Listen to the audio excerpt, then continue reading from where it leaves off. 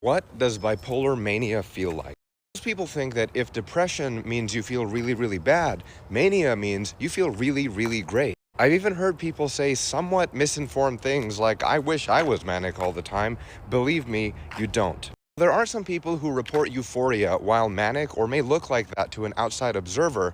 It's more complicated than that. Many others have what we call in psychiatry mixed features, where while their mood state overall might be elevated and tending towards doing more things, feeling more things, thinking more of themselves, there may be intense irritability, rage, fury, hatred, terrible, discomforting emotions going on at the same time. Mania just isn't about how you feel.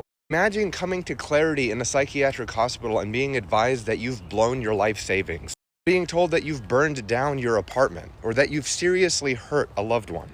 The psychiatrist, that's the really scary part of mania to me, is that it's a state wherein your ability to decide what your body and mind does is temporarily not there.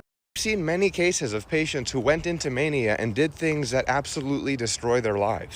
And to add even more frighteningness to that, folks who experience true mania often don't have a recollection of what happened while they were manic. Then, to add insult to injury, people use the term bipolar as an insult and colloquially just throw it around in really ignorant ways. The fact of the matter is that folks with bipolar disorder, when adequately treated, are totally fine often. They have productive careers in every field, they're not impaired, they're not necessarily moody, they don't have any cognitive issues. We do a huge disservice to people who carry diagnoses like this when we ignorantly throw it around as an insult. Saying things like, I think that person is a bit moody, they might be a little bipolar. Please stop doing that. Bipolar is a very treatable condition with adequate medication management, biorhythms therapy, and support. Appropriate counseling, folks do very well.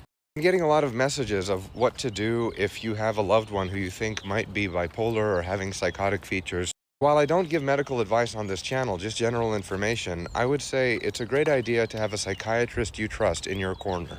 One of the most important things about helping people with any mental illness is outstanding education. You want to work with a psychiatrist who you feel answers your questions and helps you understand how to take control of your health. And sometimes that means educating your loved ones and helping them support you in the most effective ways. A lot of the time people are reluctant to reach out and ask for help, which is why I need your help on this video. If you or a loved one have experienced mania and are willing to talk about it, please leave a comment and let's continue this important conversation. Your story might make all the difference in someone else reaching out for the help that they deserve.